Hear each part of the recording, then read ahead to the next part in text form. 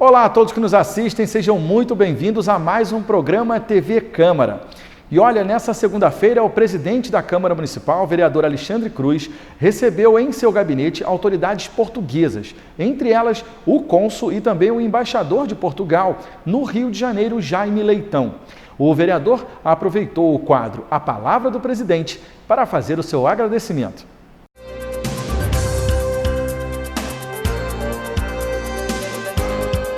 Quero aqui agradecer em nome de todo o Legislativo Municipal, de todos os senhores vereadores, em nome da população friburguense, em receber as autoridades, em receber o presidente do Grêmio Português da Taquara, que nos recebeu muito bem. Vamos estar juntos aqui essa semana com o Grêmio Português de Nova Friburgo, que também tem feito um grande trabalho. Então nós temos que resgatar a história, né, manter a cultura, as tradições, e nós vamos fazê-lo. Enquanto estivermos à frente da presidência, eu não tenho dúvida que esse ano, ao entregar a presidência da Câmara, nós vamos estar com essa pauta completamente organizada, mas acima de tudo, com resultados positivos para a nossa cidade, que é o que importa. A população quer resultados e nós vamos trazê-los.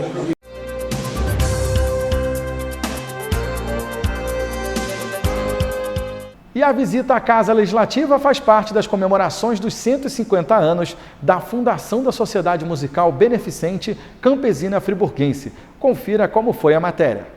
Na manhã desta segunda-feira, o presidente da Câmara, Alexandre Cruz, abriu as portas da Casa Legislativa para receber um grupo de autoridades portuguesas que estão na cidade para as comemorações dos 150 anos da Sociedade Musical Beneficente Campesina Friburguense.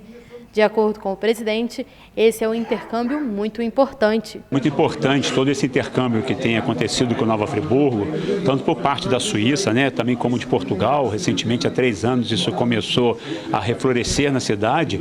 É importante para o desenvolvimento, para o crescimento das cidades, né, e Nova Friburgo tem a ganhar com isso, não só na área cultural, educacional, mas empresarial. Recentemente estivemos lá com vários empresários da cidade, representação da Associação Comercial, do Nova Friburgo Country Club, da CDL, e foi muito importante os contatos que lá foram feitos. E agora na área cultural, né, Campesina, as outras bandas, elas têm se encontrado e têm feito um intercâmbio assim, muito importante para ambas as cidades. Para o presidente da Campesina Friburguense, Carlos Magno, é um momento histórico para a banda e também para a cidade. Primeiro, pelo fato de a Campesina Friburguense estar completando seus 150 anos e também ter a presença de tantas autoridades de um país na cidade. É uma emoção muito forte estar aqui na sala do presidente da Câmara, Alexandre Cruz, grande parceiro da Campesina, um dos grandes responsáveis por tudo isso aqui que está acontecendo, receber esses nossos irmãos portugueses, autoridades portuguesas que estão aqui, excelentíssimo senhor embaixador. Como eu disse ali, não é qualquer um que traz um embaixador a Nova Friburgo para participar de uma solenidade dessa. Então a gente tem muito respeito, muito respaldo e somos muito respeitados pela Câmara Municipal. Eu tenho que agradecer a todos eles por estarem aqui e especialmente ao presidente da Casa, Alexandre Cruz. O vice-presidente de Pé na Cova fala sobre o aniversário de 100 anos da Banda Filarmônica da Casa do Povo e espera que a Campesina esteja presente neste momento especial. Mais uma vez estamos aqui presentes no município de Pé na Cova de Portugal para solidificarmos esta parceria com o município de Nova Friburgo. O processo iniciou-se, essa germinação exatamente com as duas filarmónicas e como tal não podíamos deixar de estar presentes no seu aniversário de 150 anos, quando também este ano a Filarmónica de Louravão em Pé na Cova também comemorará os seus 100 anos e também assim aguardamos lá a ida de aqui Nova Friburguenses, da Filarmónica da Campesina, que estarão lá, espero eu, neste próximo verão. O presidente da Banda de Açores, Lázaro Matos, fala sobre a importância de chegar aos 150 anos para uma banda. É muito importante para nós, também somos uma filarmónica dos Açores e que também já ultrapassou essa data de 150 anos, temos 156 anos, portanto sabemos muito da importância que é ter 150 anos e portanto para nós, como somos Fundação Brasileira e temos uma história ligada ao Brasil na nossa fundação, mais importância tem essa ligação. Portanto, nós estamos aqui para fortalecer esses laços e para conhecer também o povo do Brasil, que é um povo espetacular. Uma parceria que começou por um acaso do destino e que fez com que fosse firmada entre as cidades de Nova Friburgo e Portugal. Nessa sequência, e passado em 20 anos andarmos com trocas de e-mails, há um e-mail que vem da Campesina. E precisamente numa altura onde eu, como presidente da Filarmónica Boa Vontade Louvanense, estava à procura de uma parceria no Brasil. E então, como eu já conhecia o outro tal Rui Batista, com P, perguntei-lhe se quiser ajuda da minha parte, eu ajudo e vamos vamos aqui concretizar um sonho. E ele apoiou-me sempre nessa situação, e aí conheci o Carlos Magno. Depois surgiu a situação da Campesina querer ir a Portugal, e em termos de alojamento nós temos na nossa terra, em Lourvão, um mosteiro que é do século VI, e que tem lugar para 120 pessoas. Portanto, é muito parecido com aquilo que tem aqui da Casa do Velho Marinheiro, e estava disponível. E foi por aí que as coisas se fizeram, foi por aí que nós começámos com toda esta conciliação de vontades com a Campesina e com o Carlos Magno. O cônsul e embaixador de Portugal no Rio de Janeiro afirmou que a música é uma das melhores maneiras para as pessoas se encontrarem e que a parceria entre Nova Friburgo e Portugal é de grande importância, não só culturalmente, mas também em outras áreas. Nós somos grandes produtores de têxteis em Portugal, somos exportadores, mas também importadores, e se puder fazer alguma vez, aqui com a Nova Friburgo em especial, uma parceria comercial, ou até industrial, sabe-se lá, é sempre bom, porque o comércio entre os países enriquece os países, não é? No quadro Fique por Dentro, hoje você vai saber o que faz um vereador.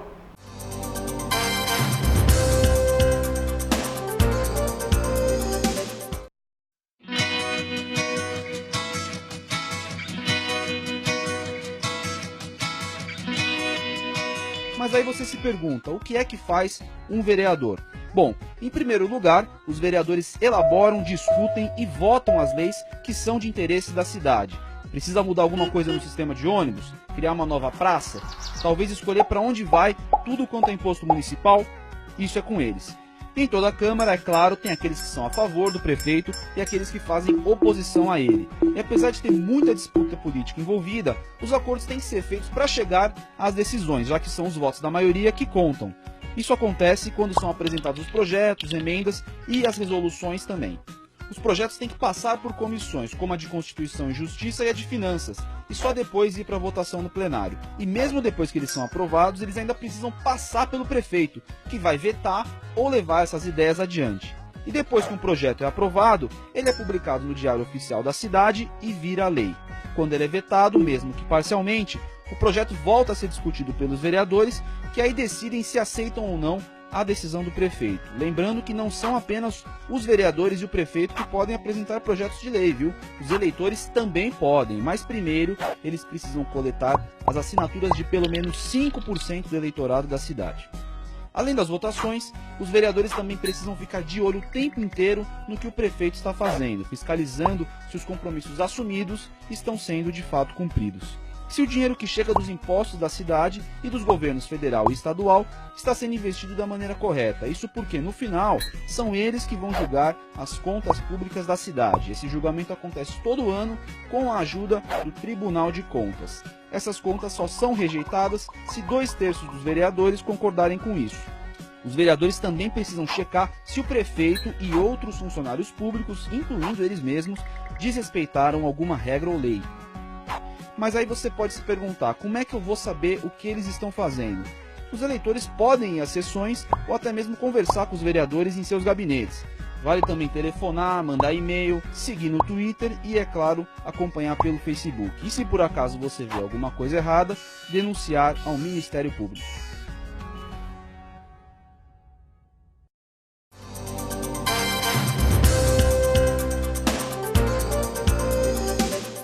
E nesse recesso parlamentar, você vai assistir a entrevista com o vereador Zezinho do Caminhão, do PSB, no quadro Vereadores em Ação.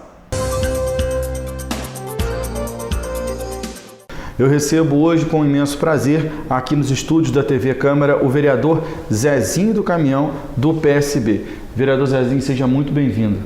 Olá, pessoal. Agradeço a oportunidade de mais uma vez termos a oportunidade de estar aí falando sobre o mandato, uma prestação de conta, dando uma satisfação aos nossos patrões, que são vocês, população.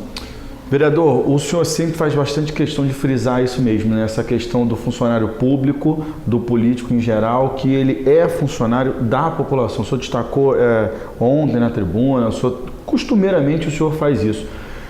Em respeito a isso, o senhor entra com muitos requerimentos de informação para fazer o seu papel de fiscalização, o senhor entra com proposições legislativas. Quais desses trabalhos o senhor destaca para mim nesse ano de 2019? Eu volto a reiterar e frisar, pois tanto no Executivo, no Legislativo e no próprio Judiciário, quem está em função pública, ele é um funcionário público. E como funcionário público, ele tem patrões.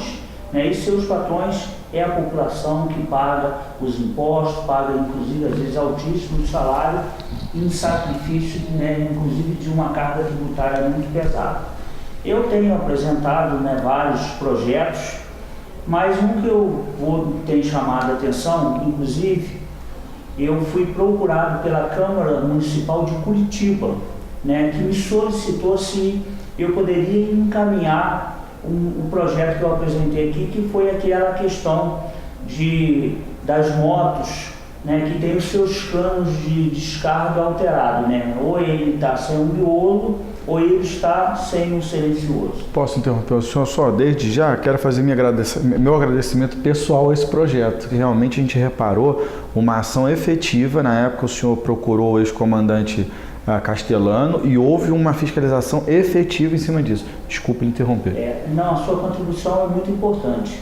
Então, esse projeto eu considero muito importante porque ele tem um alcance social, ele tem um alcance, inclusive, de preservação da saúde, ele tira o sossego das pessoas, principalmente aqueles que estão acamados, aqueles que trabalharam o dia todo. E na época, como você falou, o comandante Castelano, ele abraçou o projeto, nós tivemos reuniões, ele fez várias intervenções de tentar coibir isso, tanto que teve um período aí que foram mais de 200 motos apreendidas com essa adulteração. Inclusive tem multa, tem tudo, porque é inadmissível que você tenha que conviver, a pessoa sentir prazer em fazer barulho, incomodando os outros. Eu até na minha defesa falei, quem gosta de fazer o barulho, quem gosta de fazer essa algazarra toda, ele não fica impedido de fazer isso não. Ele pode fazer um quarto completamente fechado, entrar para dentro desse quarto, fechar ele por todo e ali escancarar a moto por horas ali. Ele vai se sentir prazer, ele vai se sentir satisfeito. Agora, ele não pode impor isso à sociedade. Ele não pode impor isso a uma pessoa acamada. Ele não pode impor isso às pessoas que tiveram uma jornada o dia todo de trabalho, muitas das vezes pesado, e que tem poucas horas para descansar, e durante a madrugada a gente se depara com essas pessoas fazendo essas loucuras de maneira muito desrespeitosa. Então o projeto foi um pedido da sociedade, ele está em vigor, ele tem penalidades, tem outras leis que ajudam a fortalecer esse projeto, mas a nossa cidade não podia se esquivar de ter uma lei própria, que ela serve para suplementar as demais, que inclusive nós temos leis nesse sentido estadual e até federal. Então é simplesmente uma ferramenta para ajudar a contribuir. Lembrando que isso aí é muito importante a gente destacar aqui, que para algumas pessoas, poxa, isso aí, eu estou dando aqui a minha contribuição ao projeto do vereador Zezinho do Caminhão, porque você encomenda, um exemplo aqui, uma pizza para sua casa às 11 horas da noite. E aí chega na sua rua, no seu condomínio, aquela moto barulhenta, e antigamente as pessoas ainda tocavam o interfone. Hoje o motoqueiro começa a acelerar a moto e buzinar no meio da rua para que você chegue na janela, para dizer que foi você que encomendou a pizza. Ele não se preocupa mais em achar o endereço. Então, isso não é um projeto contra o motoqueiro nem contra o motoboy. Isso é um projeto de respeito ao cidadão.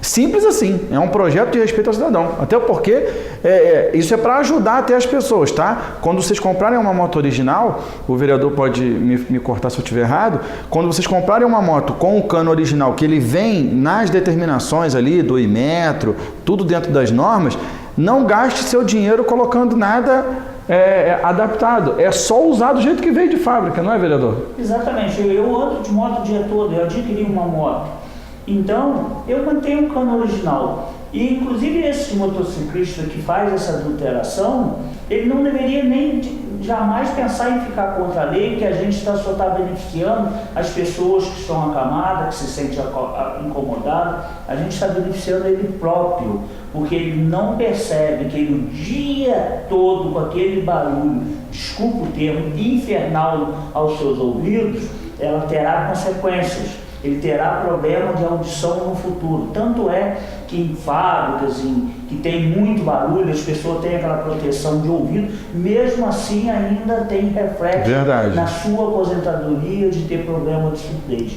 E esses que não têm proteção nenhuma, a possibilidade de ele ter problema de surdez no futuro é muito grande. Então, o projeto beneficia ele próprio, além de ajudar a contribuir para os demais, inclusive para ele. É verdade, o uso em qualquer empresa aí, às vezes a gente nem acha que o barulho é tão prejudicial assim dentro de uma empresa, de uma indústria, mas quando você entra, a maioria dos trabalhadores estão com abafador nos ouvidos, exatamente para não danificar, porque isso é uma questão de saúde pública, tem norma de EPIs, né, vereador, sobre isso, que tem que ser usado. Então, realmente, o vereador destacou aqui muito bem lembrado.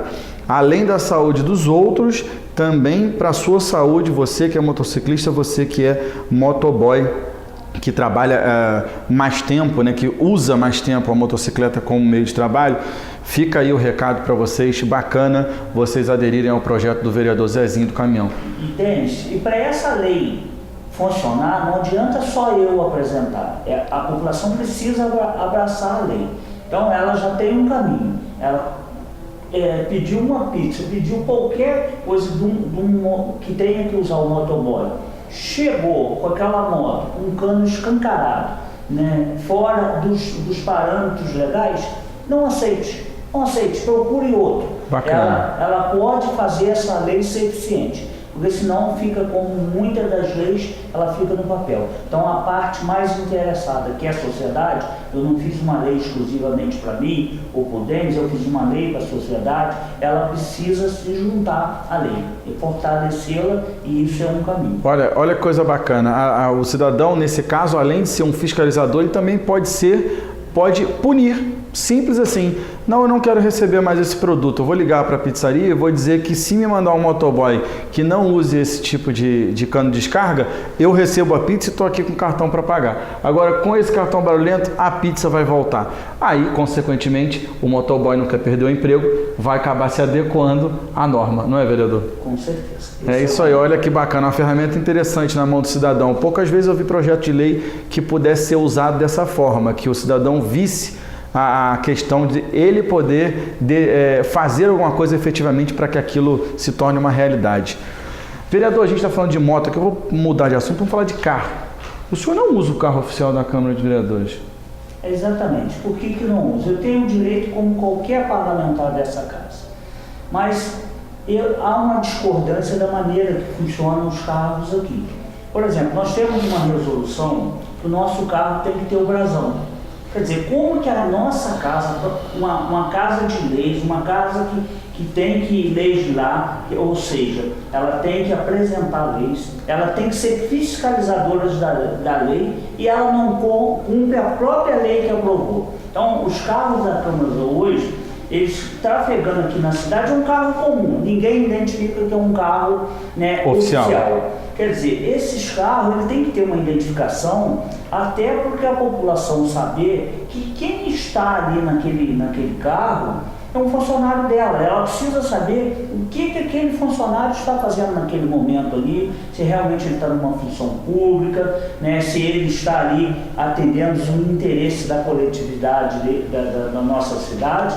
E o que acontece? A gente pega esses carros em várias irregularidades aqui. Esses carros, inclusive nós temos um processo muito sério, onde teve 3 mortes, que quem é que vai pagar? A família entrou com um pedido de indenização. Né? Num primeiro momento seria 300 mil. Ao longo dos anos, esse processo vem se arrastando, né, que vai chegar uma hora que o juiz vai bater o martelo. Quem é que vai pagar essa indenização? É o vereador que provocou aquela situação ou é a sociedade? É a sociedade, são vocês. Quer dizer, e este carro estava numa irregularidade, ele estava fazendo, né, num período de eleição, transportando pacientes. Então isso é um dos maiores absurdos. E aí, por causa de várias situações, esses carros já foram pegos em várias irregularidades, já foi matéria de televisão, de mídia televisionada, já foi de mídia escrita. De vez em quando há uma irregularidade. O vereador acaba a sessão, entra dentro do carro, vai embora para a casa dele como se o carro fosse dele. Chega final de semana, sábado, domingo, feriado, os carros não estão aqui. No recesso, que não é férias, a maioria dos vereadores tira até como férias, mas deveria estar aqui trabalhando. Eu digo por mim, que eu trabalho no recesso, está usando o carro. Chega no final de ano, está usando o carro. E aí, o vereador está trabalhando, você pega no site da Câmara informações sobre o uso do carro, não tem, você não consegue ter informação. E aí, por causa dessa falta de transparência, dessa falta de responsabilidade, de seriedade do uso do carro, eu fiz a opção, já estou completando 7 anos de mandato, nunca entrei dentro do carro da Câmara de Vereadores, proibi meus assessores. Eu faço os mesmos serviços dos demais.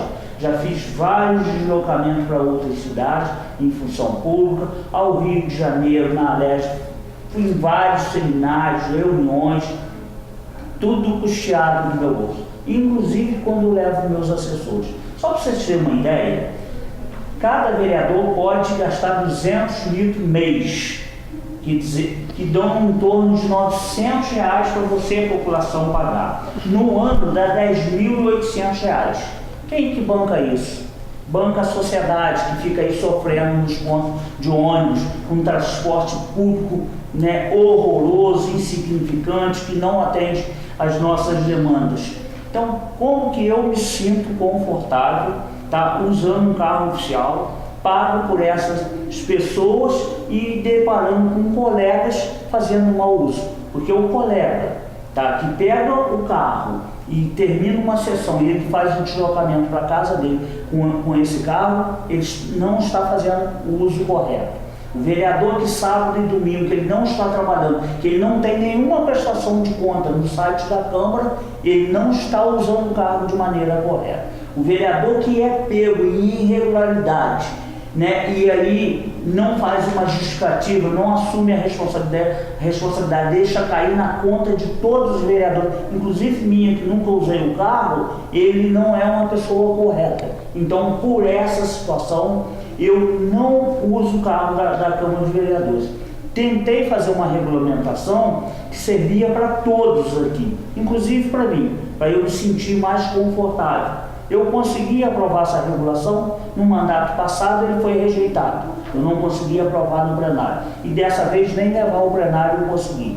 Quer dizer, tem informações importantes que eu pedi a essa casa, foram me negadas. Por que não me dão as informações? Porque não querem transparência, não podem me dar essas respostas. Então eu me sinto envergonhado, né, e sem condições de usar esse carro.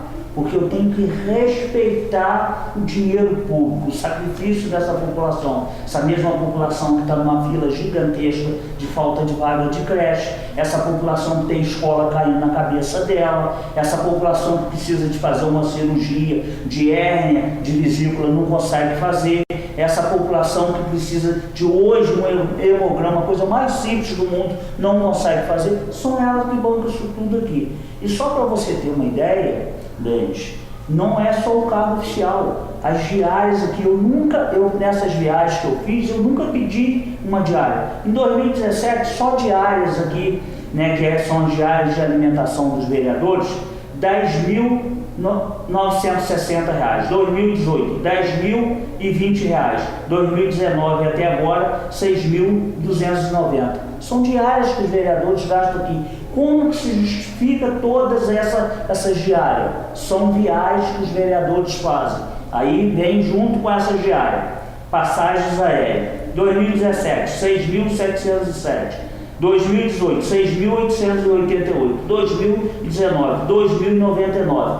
Qual é o retorno dessas viagens, né, junto com passagens aéreas e com diárias que os vereadores têm usado? Maioria de deslocamento em Brasília.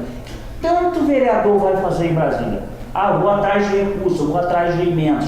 Quem é que disponibiliza as emendas? É o deputado. O deputado é do estado do Rio de Janeiro. O deputado do Rio Grande do Sul não vai disponibilizar nenhuma emenda para nós. O deputado do Rio Grande do Sul, a gente precisa ir em Brasília atrás dele. Agora, o deputado do estado do Rio de Janeiro, todos eles têm a sua localização na cidade, no estado do Rio de Janeiro. Você tem um telefone dele, você tem um e-mail, você tem um contato direto, você tem um escritório dele. Eu fui atrás de emenda parlamentar do deputado Alessandro Molon, eu e Pierre, conseguimos 400 mil. Nós fomos no escritório dele no Rio de Janeiro. Nós não precisamos fazer turismo no Rio de Janeiro.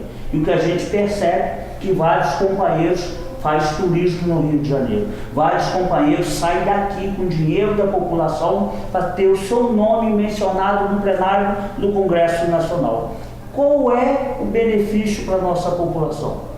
Né? Então, é um meio de aparecer politicamente, mas sem nenhum retorno. Eu quero que a população me diga, né, com todo esse gasto aqui, qual é o benefício que chegou à cidade. Porque para você ir em Brasília, você tem que ir nos ministérios. Nos ministérios você tem que ir com um projeto debaixo do braço. Se você não for com um projeto debaixo do braço, você não traz nenhum recurso para a cidade. Então essa é falácia dizer que vai a Brasília buscar recursos. O dia que sair com um projeto, eu nunca vi um vereador sair daqui com um projeto debaixo do braço para ir aos ministérios. Então, quando ele vai atrás de deputado, atrás de emenda, ele consegue isso no Rio de Janeiro.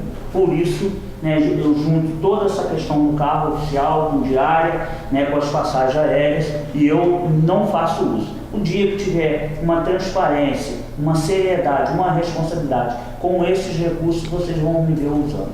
Na verdade, o senhor, dá para concluir com isso, que o senhor está fazendo de uma coisa que o senhor critica, o senhor está sendo o primeiro a dar o exemplo, né? Porque senão a gente vê muitas pessoas criticando as coisas, mas na verdade na hora de praticá-las fica meio difícil. Então, na verdade, o senhor está fazendo o contrário. Exatamente. Eu sou exemplo para depois eu poder cobrar. Hoje eu falo com propriedade, falo com convicção. O que eu falo aqui, eu falo na tribuna, eu falo quando eu ando na rua, porque eu tenho todas as documentações para comprovar. Eu levo isso aqui muito sério. O mandato é muito sério. Tanto é quando eu estou no meu gabinete, se alguém observar que eu estou sozinho, nós temos 3 repartições. A do meio, a lâmpada fica apagada, porque na minha casa eu não desperdiço energia.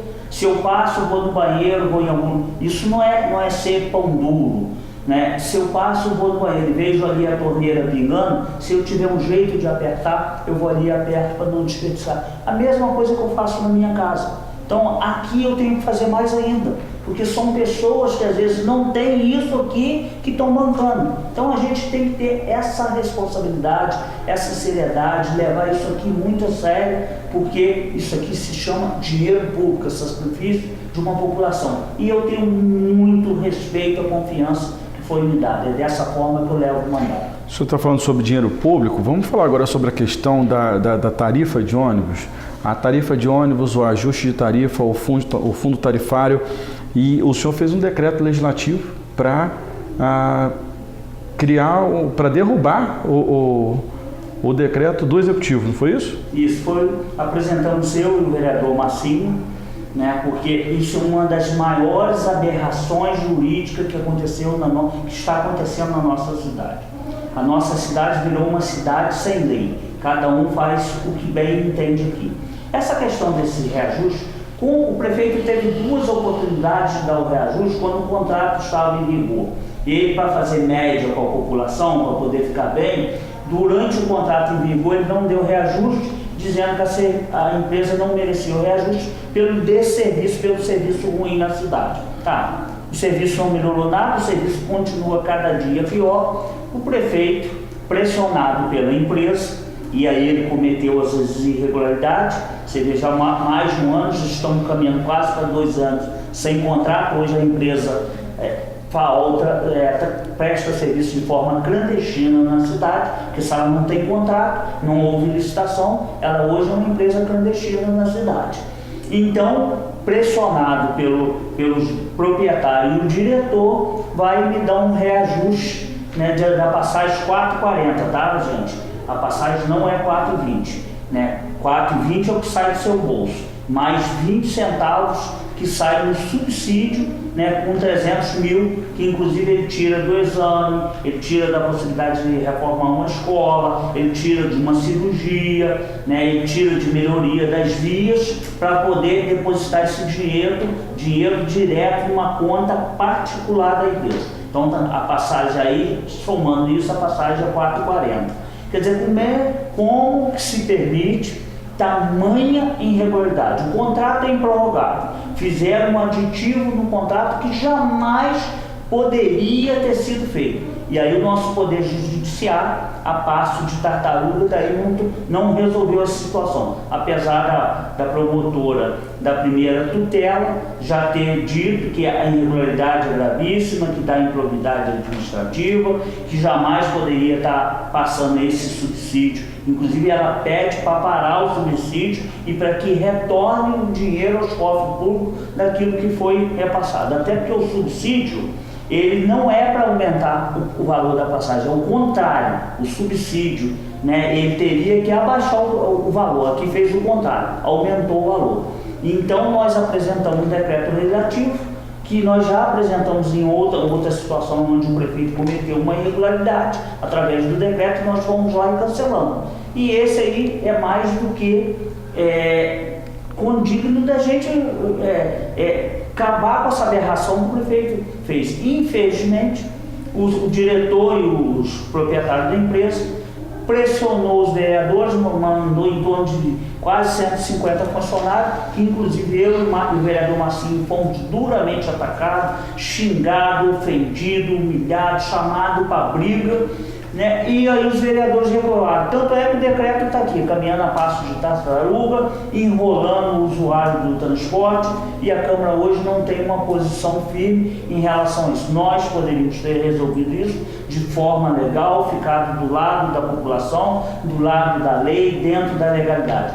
Infelizmente, por isso que essa casa não tem credibilidade, e aí reclamam muito quando eu falo da Câmara, né? Eu de vez em quando sou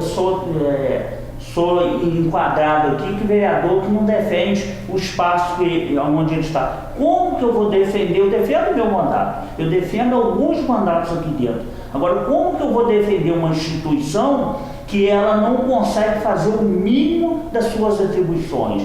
Ela não consegue corresponder para a instituição para que ela foi criada. É uma instituição completamente sem independência, né? Ela está debaixo dos acordos políticos, está debaixo, eu costumo falar, está debaixo da sola do sapato do prefeito. Então, eu não consigo, né, fazer certas defesas aqui, e muitas das vezes eu sou muito crítico à casa.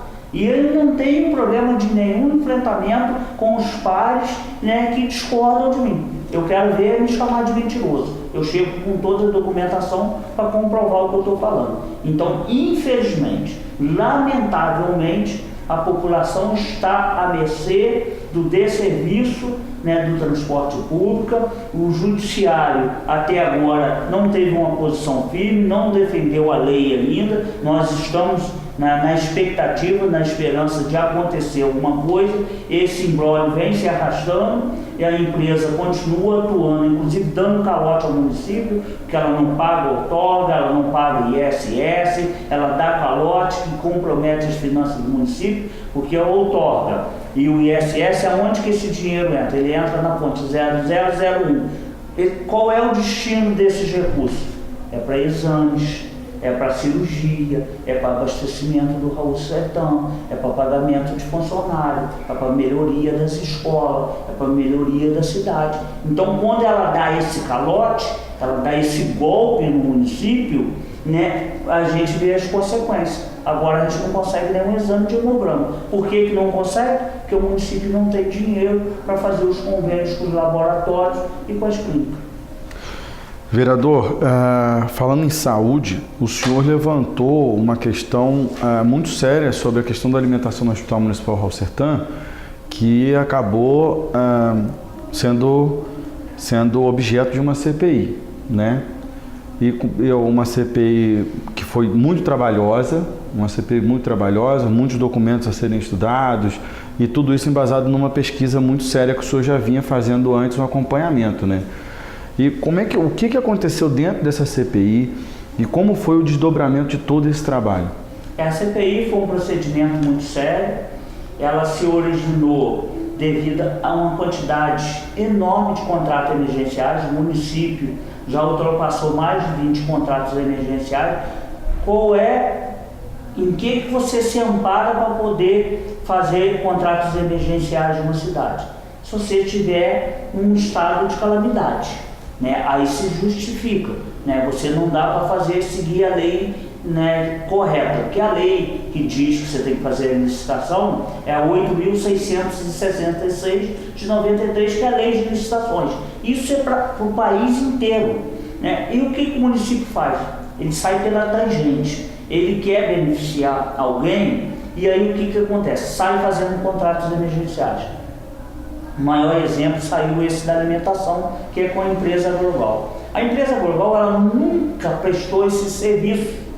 Ela nunca prestou esse serviço no município. Aliás, ela não prestou serviço em hospital nenhum de alimentação. Uma empresa pequena que, de repente, é contratada num final de semana, sábado e domingo. Ela assumiu o hospital Raul Sertã num sábado, à noite, à meia-noite. Ela assumiu o Raul Sertã. Você imagine só, gente, vocês que estão nos acompanhando, uma empresa assumir a alimentação em torno de 400 alimentações dia, de um hospital do tamanho do Raul Sertã, que tem uma série de recomendações, uma série de dietas, de tudo quanto é tipo. Essa empresa nunca atuou nesse ramo. Como que a empresa me assume um contrato num sábado, meia-noite? E aí isso nos chamou a atenção. E os valores altíssimos, valores exorbitantes, fora da realidade, né? Tanto que tinha refeição, que nós fizemos as contas, daria em torno de 14, 15 reais. Você comprando num restaurante aquilo aí, de melhores aí, estava em torno de 11, 12, às vezes 13, né? Uma refeição, né, muito diferenciada daquilo que vinha sendo servido no hospital. E aí nos chamou a atenção, a gente foi apurar e aí vimos uma quantidade de irregularidades muito grande, tanto na questão da contratação da emergencial. A gente viu que os processos de licitação, eles eram parados intencionalmente para que eles não caminhassem para que acontecesse o emergencial. Então, a partir de muito desdobramento, só para você ter uma ideia, logo de cara gerou quase 18 mil documentos de apuração. Ao total, ultrapassou 30 mil folhas, né, de documentos que nós analisamos. E nós chegamos a um superfaturamento, né, superficial, que se nós tivéssemos ali um contador profissional, um auditor, esse superfaturamento ele vai muito além. Nós pegamos ali 1.119.000 de superfaturamentos. E aí nós detalhamos tudo isso com muita documentação, com muita comprovação, com muitos depoimentos, fizemos muitas leitivas. Em que situação se encontra esse processo hoje? Ele tem um desdobramento no Ministério Público Estadual, ele tem um no Federal, ele tem uma na Polícia Federal de Macaé, que nós tivemos com um representante da polícia, entregando em mãos, né, tanto a peça eletrônica como a peça física. Ele está na CGU em Brasília e ele também está no TCE no Rio de Janeiro. Então todos esses órgãos estão analisando esse documento. A gente já tem algumas informações que eles vê que procede o que nós está ali no relatório do voto. Então tem muita dedicação, tem muito trabalho ali.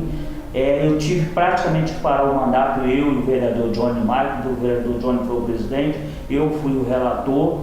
Então tem muita informação, tem muita coisa, né, que terá consequência. Pessoas desse município serão responsabilizadas, né, por não fazer a coisa correta, né, por ser um mal intencionado, por fabricar emergencial, por dar preferência à empresa, e aí ele vai ter que se explicar por que ele deu preferência, por que ele escolheu, por que ele não fez o correto, por que ele fez o errado, por que ele onerou e comprometeu, né, o nosso orçamento, direcionando, né, para que a empresa prestasse o serviço. Só para você ter uma ideia, já concluindo, a empresa que prestava serviço anterior a essa, a Nutrienege,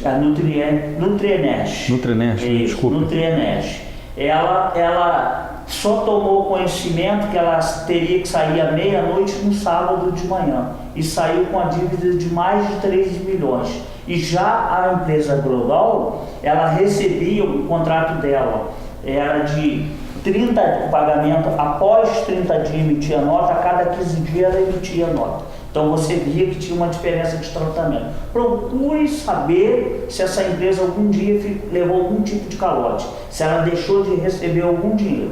Ela não deixou de receber nada. Ela sempre recebeu dentro do prazo, inclusive antecipando as notas, furando a ordem cronológica de pagamento da prefeitura. Então a gente vê que ela tinha um relacionamento muito próximo com pessoas do governo e por isso ela tinha essa facilidade. Ela foi colocada, a outra foi assim, foi enxotada, ela foi colocada para fora, né, para que essa empresa entrasse. E é isso que a gente não pode se permitir. Então vem consequência, vem desdobramento e eu tenho certeza que o nosso trabalho não são em vão e ele é importante porque a gente está protegendo, né, o erário público, o dinheiro público. É nessa linha que nós apresentamos a CPI. Com certeza. Vereador, vamos falar agora da questão de um projeto que foi apresentado pelo vereador Cristiano Guenin, foi colocado, protocolado aqui na casa, do Cristiano Guenin, do MDB, com o Carlinhos do Kiko, do DC, que fala a respeito da redução de número de vereadores, redução salarial e redução também de assessoria para um assessor por cada vereador. Muitos vereadores rebateram isso e o senhor foi um deles. Isso foi uma das maiores hipocrisias. Eu não posso acreditar que nós estamos no século XXI, né, com muita informação, né, a tecnologia está aí, né, nos abastecendo com muita informação, as redes sociais estão aí, a internet vem municiando.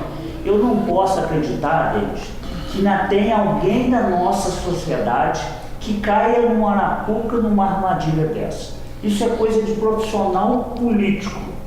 Por que você apresentar isso próxima à eleição, né? Por que tu se apresentou isso no primeiro ano? Aí para quem fosse apresentar no seu primeiro ano, ele tem que ter credibilidade para apresentar isso. O vereador Cristiano, no mandato passado, ele foi um daqueles que liderou para que aumentasse de 15 vereadores para 21, porque a lei era 21. E ele foi um dos que pediu para que aumentasse. Ele liderou, eram 4 vereadores, eu não me lembro todos ali, que liderou para que aumentasse para 21. Eu votei contrário na época, que o meu entendimento que não teria que aumentar. Como que de repente o vereador vem agora, né, pertinho de véspera de eleição e solicita para diminuir para 13 vereadores? Qual o motivo? Por que na época não defendeu os 15? Por que liderou o movimento? O vereador, ele sabe que essa situação não passa. Por exemplo, abaixar salário de vereador. Tá? Por que se apresentou? Porque já tem a certeza que não passa. Porque não passa, fica bem com a sociedade, com a opinião pública, a hora que encontrar na rua, que eu apresentei o projeto. Só que meus colegas não aprovaram. Porque se ele realmente acredita nessa proposta, tá, de o salário ser 2.600. Se a gente voltar, vamos voltar o filme atrás um bocadinho. No mandato passado ele queria o salário do vereador 1.600. Ele esteve ali perto do Banco do Brasil, com seus assessores escolhendo a assinatura. Alguém viu o esforço do vereador para que no mandato passado o salário do vereador fosse 1.600, deu entrevista num programa inteiro de televisão e nunca foi à frente. Por que não foi à frente? Porque ele não lutou por aquilo ali. Agora às vésperas da eleição, e me apresenta essa proposta, que eu preciso ficar bem com o eleitorado de Friburgo. Então eu vou usar essa artimanha, eu vou usar essa arapuca, né? Eu vou usar essa armadilha Porque manipular a opinião pública tem gente que tem uma facilidade danada. Aí eu fiz uma proposta ao vereador. Vereador, ele usou muito o termo cortar na carne. Nós temos que cortar na carne, a gente precisa contribuir com o município. Vereador, o senhor acredita mesmo nessa sua proposta? O senhor está convicto que ela é boa? Faz o seguinte, vereador, o senhor não precisa do projeto. Seja o nosso espelho, seja o nosso estímulo, né? Nos provoque a gente a te seguir. O senhor, através de um ofício, o senhor pode comunicar ao RH, né, que eu quero que o meu salário seja 2.600 e a partir de amanhã eu terei só apenas um assessor. Ele já vai estar contribuindo com a economicidade para o município. E aí, há quanto tempo já se passou isso? O vereador apresentou? Não apresentou, porque fica numa zona de conforto, né, de saber que não vai apresentar. Ele vai continuar tendo os 4 assessores como nós, ele vai continuar recebendo, né, os 6.300 líquido, que é o nosso salário, ele vai continuar recebendo e fica bem com a opinião pública, porque a hora que encontrar na rua, poxa, eu apresentei lá o projeto, meus companheiros não aprovaram. Quer dizer, se eu for apresentar uma situação dessa, de cara eu já sou exemplo. Ó, eu vou abaixar meu salário, eu vou trabalhar só com esses assessores, para os outros me seguirem. Né? Eu sou exemplo no cargo oficial da Câmara. Eu quero uma regulamentação, eu quero que o carro fique aqui no final de semana, no recesso não saia, né? Só use para as funções públicas. Como as pessoas não o fazem, eu pego no uso.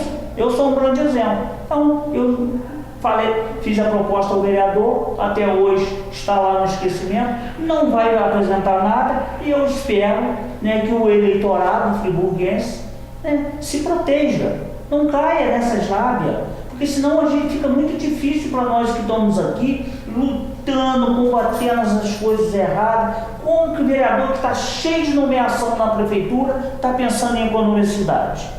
De que maneira que ele vai economizar? Economiza lá, já diminui, eu falo, ó, não quero nenhuma nomeação dentro da prefeitura. Procure saber quantas nomeações tem. E não é ele sozinho. Uma boa parte dos vereadores. Então dá para falar um absurdo desse? Os vereadores vereador que assinou com ele, está lá envolvido, tem um monte de cargo. Então não dá, eu não vou cair, né, nessa hipocrisia, nessa mentira, nem que isso me custe caro. Né, porque muitas das vezes não pode usar isso contra mim aí na rua, porque manipular as informações é muito fácil, mas eu não vou participar de uma farsa, de uma hipocrisia, de uma mentira dessa. E aonde eu estiver, eu vou alertar a população, né, ela tem que se proteger um bocadinho. Vereador, o senhor falou aí a respeito de nomeação, de prefeitura. Claramente o senhor sempre foi um vereador de oposição do governo atual. Falando só nessa gestão, né? Qual a sua avaliação sobre o Executivo Municipal? Eu gostaria muito de caminhar com o prefeito Renato Bravo, porque muito antes dele colocar o nome, a gente se esbarrou várias vezes, ele é morador do bairro do Mônio, esbarrei muitas vezes com ele, inclusive com as esposas, são pessoas muito educadas, tanto ele quanto a esposa, pessoa fácil da gente conversar. E a gente, né, ali, ele até elogiava o meu mandato, eu também, né, fazia lá o elogio à pessoa dele pela maneira educada. E eu achei que quando ele ganhou o pleito, falei, a gente vai conseguir caminhar junto. E uma das coisas que eu logo falei para o prefeito, antes dele assumir o mandato, nós já tínhamos o resultado na mão, tivemos uma reunião, falei, prefeito, se o senhor levar essa cidade para governar de maneira séria, a primeira coisa, prefeito, não pague menos que um salário mínimo ao funcionário público. Corrija isso. Isso é muita covardia, isso é muita injustiça. Isso foi implantado pelo senhor Rogério Cabral. Não vamos resolver isso, no meu governo não vai ter. Eu falei, outra coisa, prefeito, eu quero caminhar com o senhor, mas não faz acordo com os vereadores, não loteia a prefeitura. O vereador, para votar os seus projetos, ele não tem que ter secretaria, ele não tem que ter nomeação, que ele até sinaliza um ou outro nome, né, bom, mas ele não pode condicionar esse apoio ao senhor para aprovar seus projetos, né, em troca desses cargos. E ele disse que não faria. Mas foi o que ele mais fez. Ele loteou a prefeitura toda, ele até hoje ele sacrifica o funcionário público, o salário de funcionário hoje é R$ 848, um crime que está acontecendo com o funcionário público, o funcionário mais desmotivado por aí, das prefeituras. E o que mais me deixa com o pé atrás é esse loteamento. Você pega uma secretaria onde o vereador nomeia o secretário, o subsecretário e os demais. Aquela secretaria ali não trabalha para a cidade, ela não trabalha para a coletividade, ela trabalha para o vereador que diz o que a secretaria vai fazer. Há desvio de secretaria, que é onde o vereador desloca a secretaria para o seu curral eleitoral. Então isso é um dos maiores absurdos, a maior covardia que se faz é dentro da saúde. A saúde virou praticamente uma secretaria política, uma secretaria de moeda de troca. Tanto é que o sofrimento está aí, estão tentando ver se reverte essa situação, mas chegou um estrago tão grande, né? Fizeram tanta barganha dentro da Secretaria de Saúde. Nós tivemos pessoas nomeadas na Secretaria de Saúde de acordo político, sem nenhuma formação, sem nenhuma qualificação, que seu salário era R$5.000, enquanto tinha um médico ganhando menos de R$2.000. Como que você quer uma eficiência quando você se propõe a fazer esse tipo de acordo? Então, infelizmente, eu não consigo caminhar com o governo do Renato Bravo. A gestão dele é ruim, a gestão é fraca, né? Ele não consegue reverter o seu quadro de rejeição, ele não vai conseguir atender as demandas da população, ele tem enfiado os pés pelas mãos, né? É a questão dos 26 milhões que ele teve a mais, usou o dinheiro de maneira irresponsável e não beneficiando a sociedade, né? Agora está atrás da Câmara de Vereadores para liberar mais. O senhor votou contra nessa liberação do dinheiro? Votei contra os 26 milhões porque não havia clareza, não havia projeto, simplesmente era um cheque em branco. Tanto era que é um cheque em branco que ele vai e me compra um terreno ali do lado do tiro de guerra por 5.800.000. É o momento de comprar esse terreno? É a prioridade do município? Ou esses 5.800.000, quantas escolas dava para reformar? Quantas escolas que estão aí desmoronando em cima dos alunos? Quantas creches daria para fazer com esses 5.800.000, que temos uma fila gigantesca de mães que não conseguem vagas? Ele não queria fazer uma praça dentro da Secretaria de Mobilidade Urbana? Qual era o benefício de se fazer uma praça que ele não tinha condições nem de cuidar? Teve que haver reação da comunidade para ele mudar de ideia. Estava dentro desses 26 milhões. Qual foi o destino desses 26 milhões? Uma ciclovia que inclusive mudaram até o nome, já não é mais ciclovia, é uma via partilhada, com poste no meio do caminho, com desnível, estão pintando lá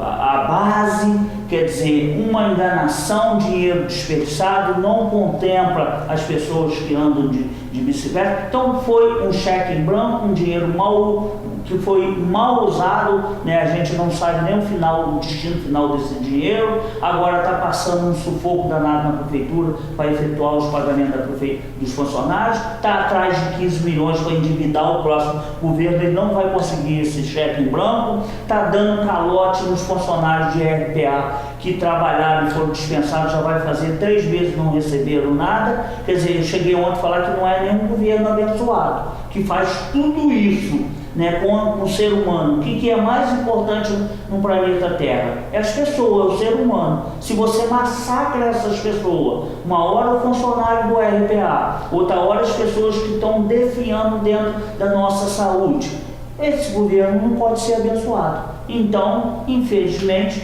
eu não posso caminhar com um governo desse. Eu não posso apoiar. Eu prefiro, né, pastar na beira do asfalto do que caminhar junto com um desgoverno desse. Apesar de ver algumas pessoas, né, boas dentro do governo, bem intencionado, que ainda tentam ali remediar, fazer uma coisa, fazer outra, mas infelizmente o prefeito Renato Bravo, ele não tem governança, ele não tem soberania na sua gestão. E aí está esse fracasso total. Isso é uma posição radical do Zezinho? Não, é só olhar as redes sociais, quando ele faz uma publicação até de quando ele fez alguma coisa boa. A reação é imediata, é contra ele o tempo todo, é cobrança o tempo todo. Tanto é que ele não anda na rua, ele está longe da sociedade. Eu não sei nem como ele vai fazer nessa próxima eleição para poder encarar as pessoas para pedir voto. Porque você não ganha uma eleição se você não estiver na rua. E como é que vai fazer? Se escondeu, se está afastado da sociedade,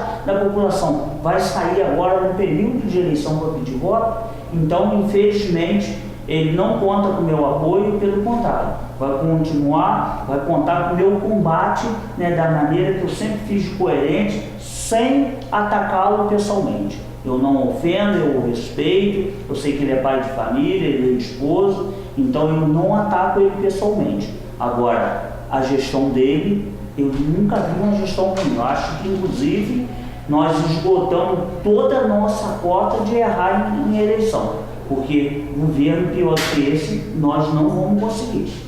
Zezinho, para finalizar nossa pauta de hoje, vamos falar sobre a questão do plano de cargos e salários e funcionários da Prefeitura. Inclusive, agora em novembro, você até promoveu uma audiência pública, mais uma audiência pública, melhor dizendo, para tratar desse assunto, conversar com o funcionalismo, o que a gente já debateu aqui ao longo desse programa, que é uma das suas bandeiras. Falar um pouquinho sobre esse plano de cargos e salários aí. É de suma importância a valorização do funcionário público. Você não consegue governar uma cidade, tocar a máquina administrativa, se você não tiver um funcionário público do seu lado, um funcionário feliz. Como é que o funcionário é feliz? Né? Primeiro, ele tem que ser valorizado, ele tem que ter o seu reconhecimento. Depois, condições de trabalho. Hoje, o funcionário público de Nova Friburgo, ele não tem nenhuma das duas coisas. Um funcionário, uma boa parte, que recebe R$ 848, ele não está sendo valorizado, ele não tem o seu reconhecimento, né? Ele não pode estar feliz, porque ele está passando penúria na sua casa, né? Fora do trabalho, né? E as condições as piores possíveis de trabalho, é só andar nas escolas, andar nas creches, vai para dentro do Raul Sertão, vai olhar os equipamentos como carro, caminhão, tudo em condições muito precárias, né? Então, inclusive eu passei ontem no cone, vi um rapaz varrendo, eu fiquei com pena, porque ele praticamente estava empurrando só com aquele topo da vassoura, porque a parte que é aquela que limpa já estava toda gasta. Então, quer dizer, ele não tem condições de trabalho. Inclusive tem roçadeira que é o próprio funcionário dele, ele faz serviço final de semana, né? A prefeitura não tem, está quebrada, ele usa dele. Então, as condições são as piores possíveis. E uma das coisas para melhorar para o funcionário é o tão falado, tão sonhado plano de cargos e salário. E ele virou uma caixa preta na cidade. O governo anterior não conseguiu elaborar o plano de cargos e salário, contratou uma empresa, gastou quase R$400 mil. A empresa veio para cá, fez por conta dela um copia e cola de outras cidades. Quando mandou para dentro da Câmara, era um dos piores que já apareceu. Só retirava direitos, praticamente benefício nenhum, não contemplava a classe. Simplesmente perdemos aquele valor gasto com o emprego. O senhor Renato Bravo me faz a mesma coisa. Contrata uma empresa por 300 e poucos mil, parece que é o filme que vem se repetindo. E aí essa empresa está lá elaborando esse plano de cargos, de salário. De que forma? Está sem a participação do funcionário, está sem a participação do sindicato, está sem a participação da Câmara de Vereadores. Aí eu digo a Comissão de Educação da Câmara e a Comissão do Servidor Público, na qual eu sou presidente, junto com Johnny Maio e Marcinho. Em que momentos que nós entramos? Em nenhum momento. A gente não tem conhecimento de nada, nós não somos convidados a nada, e quer dizer, é dessa forma que ele quer elaborar um plano de cargos de salário que contemple a classe, que seja justo. Ele não depende da Câmara para aprovar. Não seria melhor nos envolver, que a gente já tem um conhecimento da realidade? A gente não ia somar e cortar as dificuldades para não ter dificuldade para ser aprovado? Na verdade, esse plano de cargos de salário, ele tem um TAC com o Ministério Público do Trabalho. E, na verdade, para ele não ter nenhum tipo de penalidade, não ter nenhum tipo de punição, tem um faz de conta, eu contrato uma empresa, vou enrolando lá o Ministério Público do Trabalho que a gente está elaborando, enquanto isso vai passando o tempo, e aí ano que vem entra a eleição, ele jamais vai ser votado. Em período de eleição ninguém vai votar uma coisa complexa, porque isso envolve mais de 6 mil funcionários. Então, a hora que entrar no plenário, tem que ser uma coisa muito enxuta, muito bem elaborada, muito consistente, e você não faz isso de uma hora para outra.